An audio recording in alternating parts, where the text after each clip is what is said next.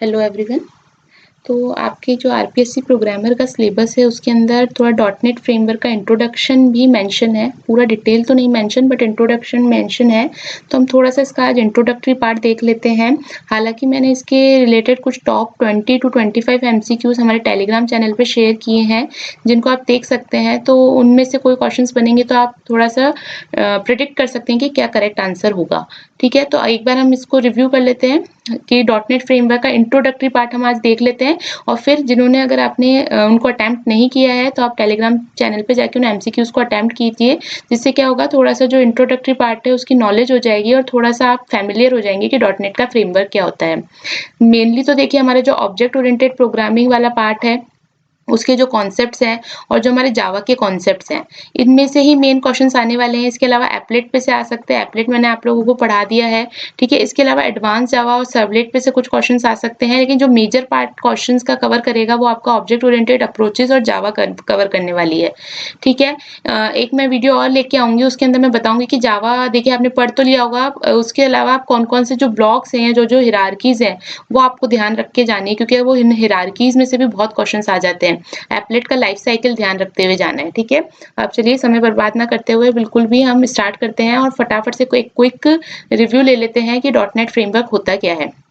तो देखो, dot net ना कोई प्रोग्रामिंग लैंग्वेज नहीं है। डॉट नेट एक फ्रेमवर्क है जो कि प्रोवाइड कराता है कि अगर कोई डेवलपर्स हैं जो अलग अलग प्रोग्रामिंग प्लेटफॉर्म्स पे काम कर रहे हैं तो वो एक सेम प्लेटफॉर्म पे आके डेवलपमेंट कर सके। यानी कि चाहे आप मोबाइल डेवलपमेंट कर रहे हो, मोबाइल ऐप डेवलपमेंट कर रहे हो, वेब डेवलपमेंट कर रहे हो, या कोई एप्लीकेशन यानी कि कोई window based application, operating system applications develop कर रहे हो, तो इन सारे डेवलपर्स के लिए एक सिंगल मीन्स एक सिंपल एक कॉमन प्लेटफॉर्म प्रोवाइड करवाना था डॉट नेट फ्रेमवर्क का मेन मोटो। तो ये डिजाइन और डेवलप किसके द्वारा किया गया था? माइक्रोसॉफ्ट के द्वारा। इसका फर्स्ट बीटा वर्जन जो है वो कब रिलीज हुआ था? 2000 में। और एक्चुअल जो वर्जन जो था है ना, बीटा वर्जन तो क्या होता है, कुछ लिमिटेड पर्सन्स को दिया जाता है। ठीक है ना, और जो फर्स्ट वर्जन इसका रिलीज हुआ था वो हुआ था 2002 में। इसकी जो ये फ्रेमवर्क है, डॉट नेट फ्रेमवर्क का जो ये हिरार्की है, ये बहुत इंपॉर्टेंट है। इसमें से कई बार क्वेश्चंस आ जाते हैं। देखो, इसको कैसे आप डिवाइड करोगे? डॉट नेट फ्रेमवर्क में क्या आएंगे? एक तो कॉमन लैंग्वेज रन टाइम बहुत इंपॉर्टेंट है, इसमें से क्वेश्चंस आने की बहुत चांसेस होते हैं।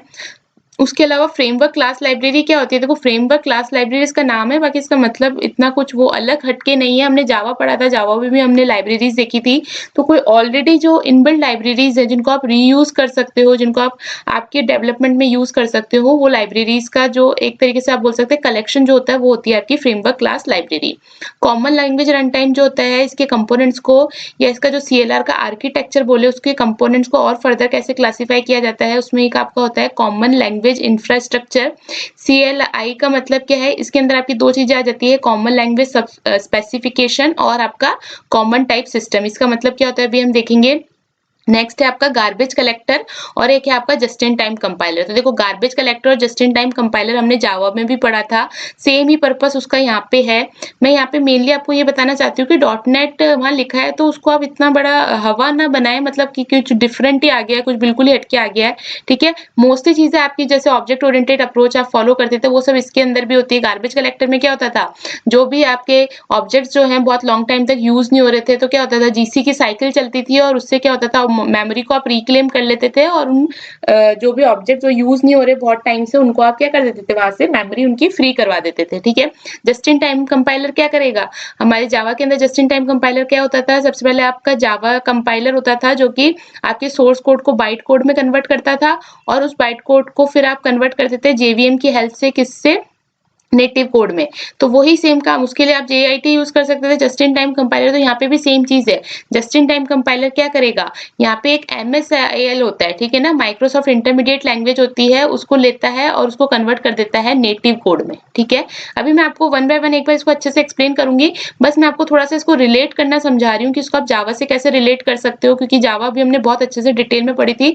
तो कई टर्मिनोलॉजीज हैं जो जावा से ही रिलेटेड आप समझ सकते हो, क्योंकि देखो आपका जो डॉट नेट फ्रेमवर्क है ना वो 11 प्रोग्रामिंग लैंग्वेजेस हैं वो इसके अंदर डेवलप की गई हैं, ठीक है ना। वो प्रोग्रामिंग लैंग्वेजेस कोई नई प्रोग्रामिंग लैंग्वेजेस नहीं है, आपने सी पढ़ी होगी, सी प्लस प्लस पढ़ी होगी, इन्हीं प्रोग्रामिंग लैंग्वेजेस का एक डिफरेंट वर्जन मान लीजिए, ताकि क्या उसको इस तरीके से मॉडिफाई किया गया है कि अगर आपको ये सब लैंग्वेजेस आती हैं तो आप आराम से .NET पे भी काम कर सकते हो, और इन डिफरेंट डेवलपर्स जो हैं वो एक पर्टिकुलर एक सिंगल एप्लीकेशन को बनाने के लिए भी एक साथ काम कर सकते हैं with the help of this framework.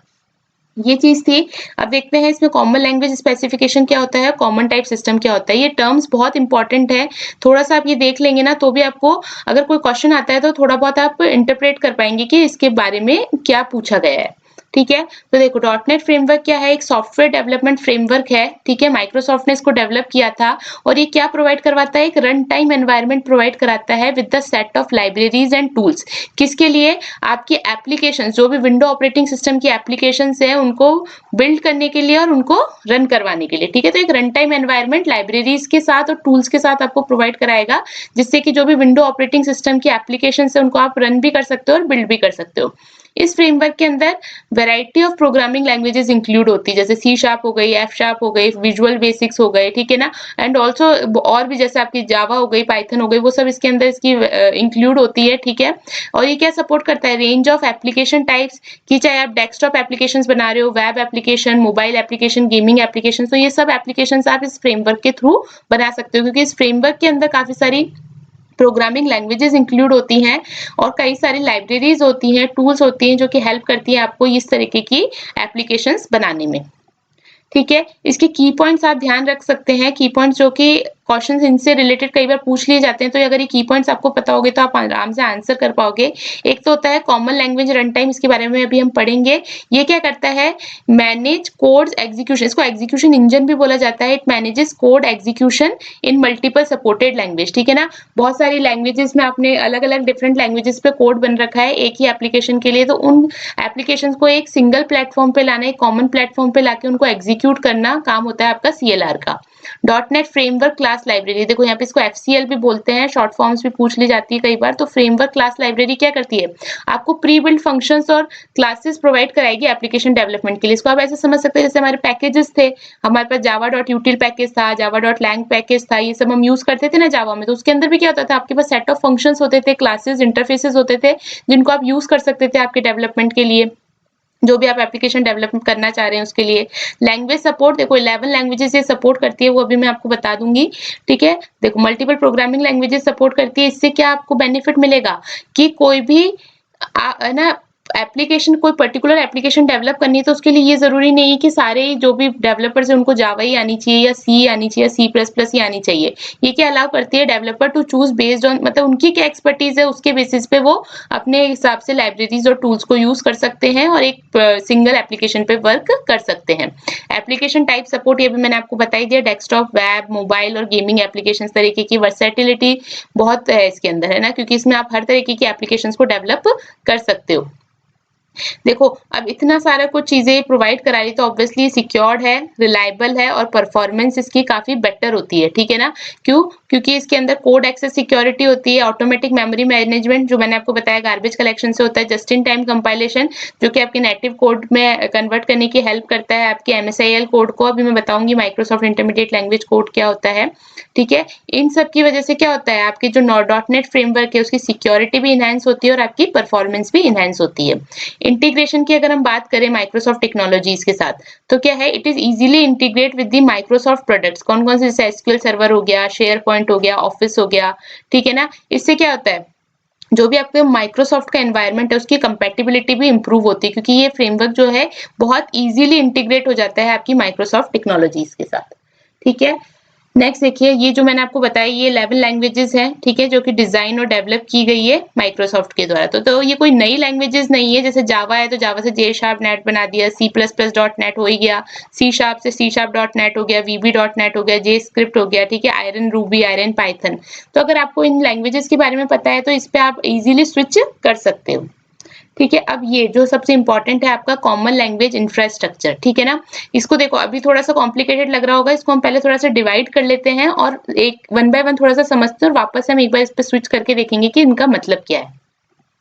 देखो इसको आप डॉटनेट का जो आर्किटेक्चर है ना उसके में आप 3 तरीके से इसके कंपोनेंट्स को डिवाइड कर सकते हो, लैंग्वेज, लाइब्रेरी एंड सीएलआर।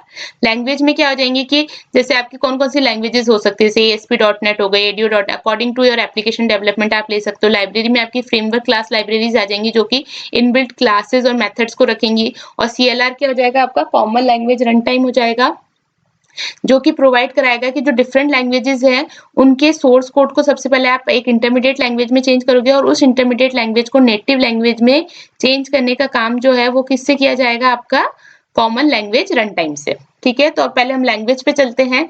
तो लैंग्वेज तो देखो मैंने आपको बता ही दिया, लैंग्वेज का मतलब तो क्या हो कि जो डिफरेंट डिफरेंट लैंग्वेजेस है उसके जो डेवलपर्स हैं वो एक ही फ्रेमवर्क पे आके काम कर सकते हैं। तो इसके बाद क्या होता है कि लाइब्रेरीज किस लिए यूज होंगी, लाइब्रेरीज आपको क्या हेल्प कराएंगी कि जो इनबिल्ट मेथड्स हैं, क्लास है, इंटरफेसेस हैं, उनको आप अपने एप्लीकेशन डेवलपमेंट में यूज करो ताकि क्या हो, एक तो रीयूजेबिलिटी बढ़े प्लस टाइम और कॉस्ट दोनों सेव हो। तो इसके लिए आपका कौन सी लाइब्रेरी यूज होती है यहाँ पे, फ्रेमवर्क क्लास लाइब्रेरी। ठीक है, फ्रेमवर्क क्लास लाइब्रेरी।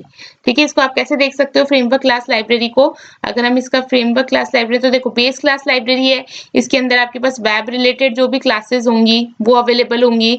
ठीक है ना, आपके कुछ अगर ग्राफिक्स ड्रॉ करने हैं तो उसके रिलेटेड होंगी, आपके web development dot XML file से रिलेटेड होंगी। इसके अलावा और क्या हो सकती है आपके, अगर कोई रिमोट एप्लीकेशंस बनानी है, ठीक है, कोई मल्टी थ्रेडिंग अगर आपको करवानी है, सिक्योरिटी करवानी है, ठीक है ना, तो एक तरीके से क्या है, बेसिकली आप इसको लाइब्रेरी को कैसे समझ सकते हो, जो पैकेजेस होते थे हमारे जावा के अंदर उस तरीके से आप इनको रिलेट कर सकते हो, क्योंकि क्या प्रोवाइड कराती है आपको, प्री बिल्ट कोड और फंक्शनैलिटी प्रोवाइड कराती है। इससे क्या होता है, आपका जो डेवलपमेंट का टाइम होता है ना वो कम हो जाता है। क्यों, क्योंकि आप इन लाइब्रेरीज को यूज कर सकते हो। ठीक है, तो क्योंकि ये हर तरीके की, देखो बहुत वर्सेटाइल है ये फ्रेमवर्क, तो जितनी भी एप्लीकेशन होती है, चाहे आपकी डेस्कटॉप एप्लीकेशन हो, चाहे आपकी मोबाइल एप्लीकेशन हो, वेब एप्लीकेशन हो, रिमोट एप्लीकेशन हो, उन सब के लिए क्या होता है, इनबिल्ट फंक्शंस जो है वो एफसीएल में प्रोवाइड कराए जाते हैं।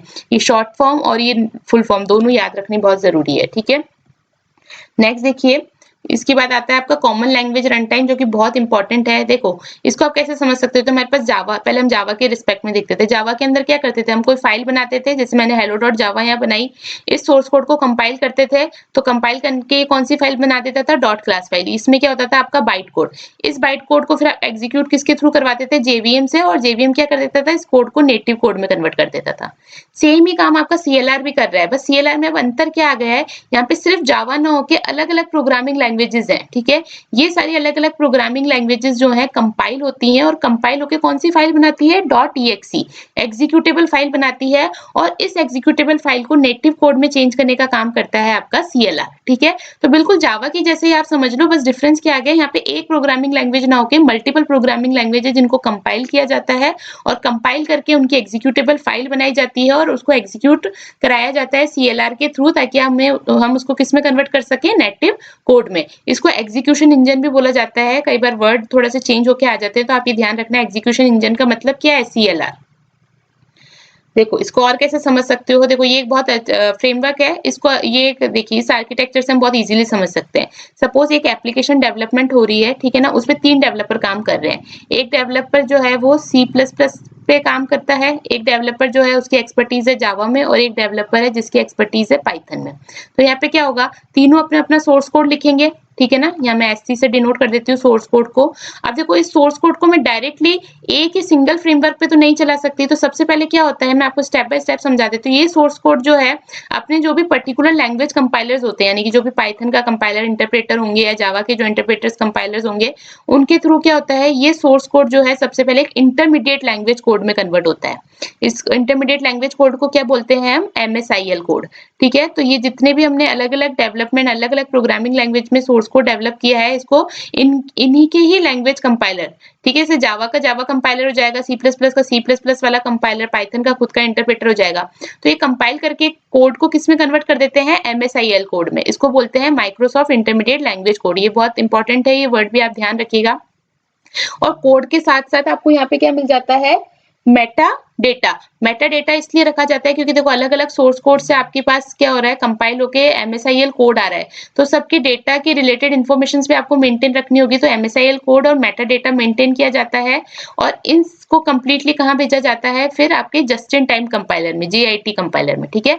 जस्ट इन टाइम कंपाइलर क्या हेल्प करेगा आपको, ये आपको हेल्प करेगा इस एमएसआईएल कोड को नेटिव कोड में कन्वर्ट करने के लिए। Native code is like nothing, is just like a machine code, ठीक है, ताकि जो भी पर्टिकुलर आपको मशीन पे आपके इस कोड को चलाना है, एप्लीकेशन को चलाना है, वो सक्सेसफुली रन हो सके।